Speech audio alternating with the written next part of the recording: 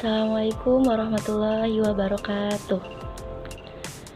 Bismillahirrahmanirrahim. Saya bersama rekan saya, Miss Rina Nurfadilah, selaku kelompok 2 dalam mata kuliah Manajemen Pendidikan, akan menyampaikan materi yang berjudul Manajemen Kelas. Sebelum dimulai, mari kita panjatkan puji dan syukur kehadirat Allah Subhanahu wa Ta'ala yang telah melimpahkan segala karunia dan nikmatnya sehingga kami masih dapat mengikuti diskusi secara online pada pagi hari ini. Saya Asih Fadila selaku moderator serta pemateri pertama dan juga pemateri ketiga akan menyampaikan materi yang berkaitan dengan manajemen kelas, yaitu pengertian manajemen kelas dan juga langkah-langkah kegiatan pada manajemen kelas. Selamat menyaksikan. Baik, langsung saja kita masuk kepada materi yang pertama, yaitu pengertian manajemen kelas. Bila kita merujuk pada istilah pengertian manajemen dalam Kamus Besar Bahasa Indonesia, yaitu pengelolaan yang artinya penyelenggaraan. Maka, manajemen kelas adalah suatu bentuk penyelenggaraan proses belajar siswa atau suatu bentuk usaha guru dalam menciptakan kondisi belajar siswa yang kondusif dan memeliharanya bila terjadi suatu kendala ke arah tujuan pembelajaran yang lebih efektif.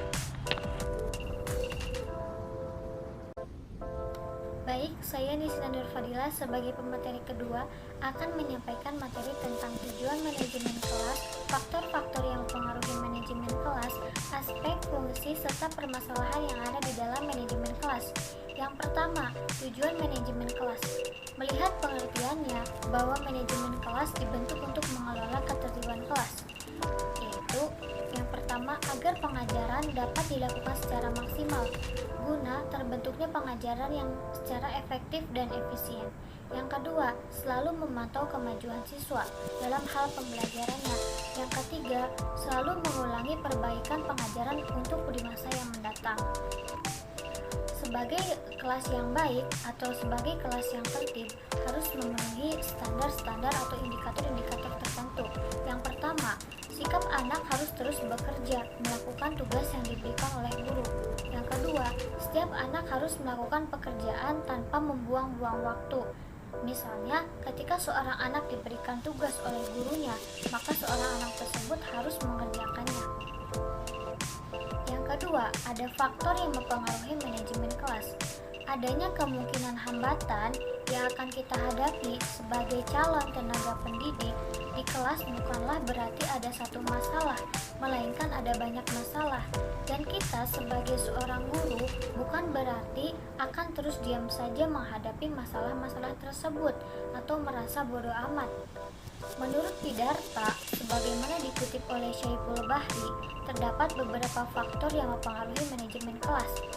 Yang pertama, kurangnya kesatuan antara satu kelompok dengan kelompok yang lainnya, yaitu terjadi pertentangan antara siswa laki-laki dan siswa perempuan.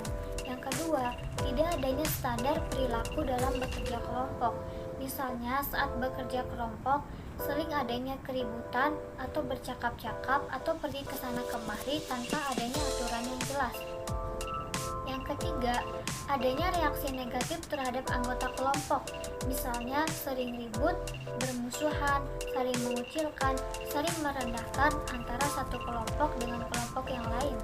Yang keempat, ada klasemen toleransi kekeliruan, yaitu temannya merasa ada perilaku yang keliru. Yang kelima, mudah mereaksi hal-hal negatif atau merasa terganggu. Yang keenam, moralnya sangat rendah, sehingga mengalami permusuhan agresif. Contohnya, dalam suatu sekolah ada alat-alat belajar yang kurang memadai, sehingga menimbulkan reaksi permasalahan yang akan menimbulkan bahwa seorang siswa tersebut bersikap marah karena kurangnya memadai alat-alat belajar yang menunjang pelajaran siswa.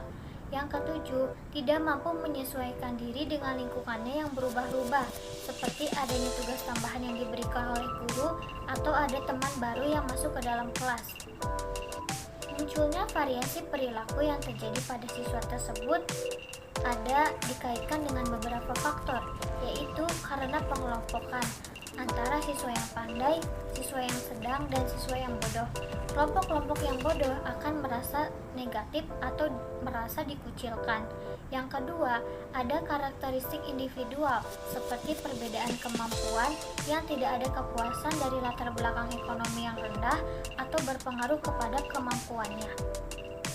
Yang ketiga, kelompok yang pandai akan terhalang oleh teman-temannya yang tidak mampu dari dia.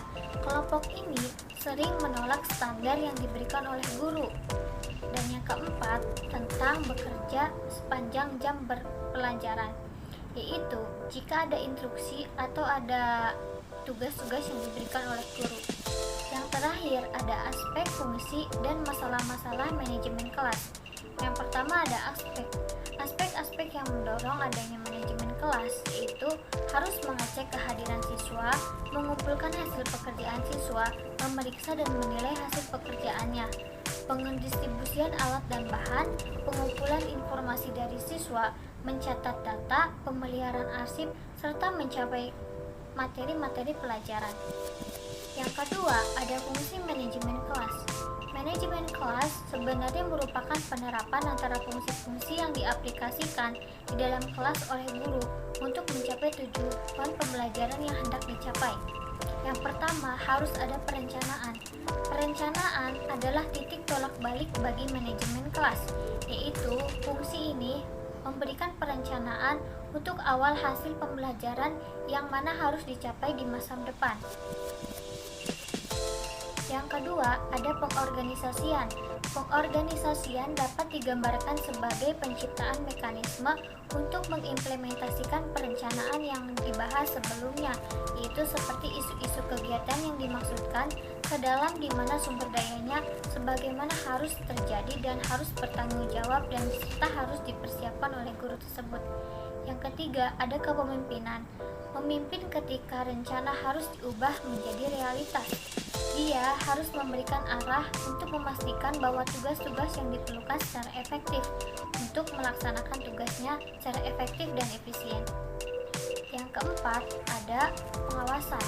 Paling penting untuk perencanaan yang efektif, bahwa merencanakan pengajaran kegiatan atau mendidik yang harus memutuskan mana hasil yang terbaik dan harus dicapai. Penggunaan mekanisme pengawasan ini untuk memeriksa apakah hasil realisasi merupakan bagian integral dari sebuah perencanaan atau pada saat kegiatan berlangsung. Dan yang terakhir, ada permasalahan-permasalahan yang terjadi pada manajemen kelas. Masalah pengelompokan kelas dapat dikelompokkan menjadi dua kategori, yaitu masalah individual dan masalah kelompok. Meskipun perbedaan keduanya merupakan tekanan saja, tindakan pengelolaan kelas yang dilakukan guru akan efektif apabila ia dapat mengidentifikasikan serta hakikat masalah yang sedang dihadapi. Pada gilirannya, ia dapat memilih strategi penanggulangan yang tepat pula. Di kelompok ini, dia ingin mencapai tujuan yang lumrah yang dapat diterima oleh masyarakat dan di kelasnya untuk berusaha mencapainya dengan cara-cara yang lain. Dengan perkataan lain, bahwa individu itu dapat berbuat tidak baik. Perbuatan-perbuatan tidak baik itu dapat digolongkan menjadi tiga. Yang pertama, ada tingkah laku yang ingin mendapat perhatian dari orang lain. Yang kedua, tingkah laku yang ingin menunjukkan kekuatannya. Dan yang terakhir, tingkah laku yang bertujuan untuk menyakiti orang lain. Masalah-masalah pengelolaan kelas dapat diklasifikasikan menjadi tiga kategori. Yang pertama, masalah yang ada wewenang dalam guru bidang studi, yaitu mengajar dituntut untuk menciptakan atau memperlihatkan dan mengembalikan belajar kepada kondisi belajar mengajar yang menguntungkan. Dan masalah yang ada di dalam wewenang sekolah. Masalah yang berada di bawah wewenang sekolah merupakan masalah yang membutuhkan penanganan bersama oleh pihak-pihak yang berada di sekolah agar mencapai situasi yang adil untuk setiap tingkat laku penjurusan atau pengaturan upacara bendera pada setiap hari Senin. Itu adalah salah satu masalah yang ada dalam wewenang sekolah. Yang ketiga, ada masalah-masalah yang ada di luar kekuasaan guru dan sekolah. Dalam mengatasi masalah-masalah yang ada di luar kekuasaan guru dan sekolah, yang dapat terlibat antara lain adalah orang tua, lembaga-lembaga yang ada dalam masyarakat, seperti Karang Taruna, bahkan para penguasa dan lembaga pemerintahan setempat, yaitu masalah yang dapat dikategorikan dalam masalah ini, yaitu misalnya minum minuman keras, nonton film di luar batas, atau bergerombol di jalan raya. Baik, selanjutnya dilanjutkan oleh materi langkah-langkah kegiatan manajemen kelas. Langkah-langkah kegiatan manajemen kelas adalah penyusunan rangkaian kegiatan yang dilakukan guru sebagai manajer atau pemimpin pembelajaran di kelas, yaitu yang pertama, perencanaan pembelajaran. Dalam perencanaan pembelajaran berkaitan erat dengan rumusan tujuan yang akan dicapai siswa atau hasil belajar siswa. Hanya saja, masalahnya bagaimana implikasinya dalam perencanaan pembelajaran yang harus dibuat oleh guru sebelum mengajar dalam bentuk persiapan mengajar atau dengan sebutan rencana pelaksanaan pembelajaran atau biasa disebut dengan RPP. Kemudian merumuskan tujuan pembelajaran. Berdasarkan taksonomi Bloom, klarifikasi rumusan tujuan pembelajaran dapat dikelompokkan ke dalam 3 ranah. Ranah yang pertama, ranah kognitif, yang kedua ranah afektif, dan yang ketiga ranah psikomotrik. Baik, di dalam ketiga ranah tersebut, kemungkinan hasil belajar siswa dalam bentuk tingkah laku yang diperoleh setelah pembelajaran. Rumusan tujuan pembelajaran dibuat dan diorientasikan berdasarkan analisis terhadap kebutuhan dan kemampuan siswa. Dalam kurikulum berbasis kompetensi, istilah tujuan pembelajaran merupakan kompetensi dasar, sedangkan tujuan pembelajaran yang lebih bersifat khusus merupakan indikator yang menjadi bentuk tingkah laku hasil dari belajar berdasarkan taksonomi Bloom tadi. Kemudian yang kedua ada memilih materi pokok pembelajaran. Dengan kata lain, materi pokok pembelajaran adalah pokok-pokok materi yang harus dipelajari siswa sebagai sarana dalam pencapaian kompetensi dasar yang disusun berdasarkan indikator hasil belajar. Kemudian, menentukan strategi pembelajaran. Dalam pernyataan tersebut, guru harus dapat membuat atau menciptakan strategi pembelajaran dengan menggunakan metode yang dianggap paling tepat, mudah diterima oleh siswa, dan sesuai dengan tujuan yang telah ditetapkan. Kemudian, membuat evaluasi atau penilaian. Evaluasi di sini merupakan alat untuk mengetahui atau mengukur sejauh mana kegiatan pembelajaran yang telah dilakukan, apakah tercapai sesuai dengan tujuan yang telah ditentukan ataukah tidak. Dalam proses pembelajaran, kegiatan evaluasi sangat perlu dilakukan oleh guru karena untuk mengetahui kemampuan siswa tersebut. Kemudian yang kelima, melaksanakan pembelajaran. Tugas dan tanggung jawab guru dalam melaksanakan pembelajaran yaitu yang pertama, meliputi kegiatan awal. Situasi tempat belajar perlu diatur demi kelancaran belajar dalam mencapai tujuan yang lebih efektif. Kondisi belajar merupakan sesuatu yang sangat amat penting dan dalam menentukan keberhasilan belajar anak. Kemudian menciptakan iklim kelas. Bagaimana sih iklim kelas? Yang pertama itu mengabsen dan mengatur tempat duduk siswa. Kemudian yang kedua, mengatur seperangkat materi pembelajaran yang telah dipersiapkan dengan bentuk catatan-catatan yang lainnya. Kemudian yang ketiga, mengatur sarana pembelajaran. Kemudian selanjutnya, membuka pembelajaran. Setelah menciptakan iklim kelas dianggap cukup, selanjutnya membuka materi pelajaran yang akan disajikan. Nah, menurut Hun, dalam penyajian materi pelajaran meliputi 5 tahapan yang disebut teori Ropes. Apa saja itu? Yang pertama ada review, yang kedua overview, yang ketiga presentasi, yang keempat exercise, dan yang kelima summary.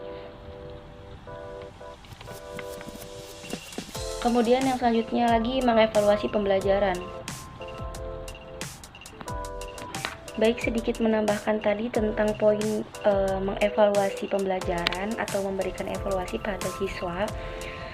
Di dalam evaluasi dapat melakukan tahapan-tahapan sebagai berikut. Yang pertama itu bisa melakukan tes.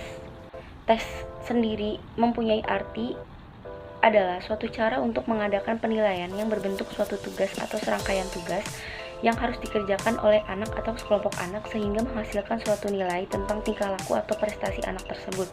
Jadi melalui tes itu kita bisa menentukan atau mungkin menilai sejauh mana siswa itu berkembang dengan potensi yang ia miliki. Kemudian jenis-jenis tes. Dalam pelaksanaannya, tes itu hanya memiliki 2 jenis. Yang pertama, tes secara tertulis dan tes secara tidak tertulis atau biasa disebut dengan tes lisan. Kemudian yang ketiga, fungsi tes itu yang pertama ada untuk mengetahui taraf pencapaian hasil belajar siswa sesuai dengan tujuan pembelajaran yang telah ditetapkan. Yang kedua, untuk mengetahui kendala yang menjadi hambatan dalam proses pembelajaran. Yang ketiga, untuk mendapatkan bahan informasi dalam menentukan taraf pembelajaran berikutnya. Yang keempat, untuk mendapatkan bahan informasi umpan balik dalam peningkatan hasil belajar. Kemudian untuk memberikan dorongan semangat siswa supaya dapat atau terus melakukan kegiatan belajar. Dan yang terakhir, untuk mengetahui taraf bimbingan bagi siswa dalam peningkatan hasil belajar. Baik, cukup sekian yang dapat kami paparkan atau yang dapat kami presentasikan. Semoga ilmu yang kami dapatkan dapat sama-sama bermanfaat untuk dunia dan juga akhirat. Baik, kurang lebihnya saya memohon maaf. Wabillahi taufiq wal hidayah. Wassalamualaikum warahmatullahi wabarakatuh.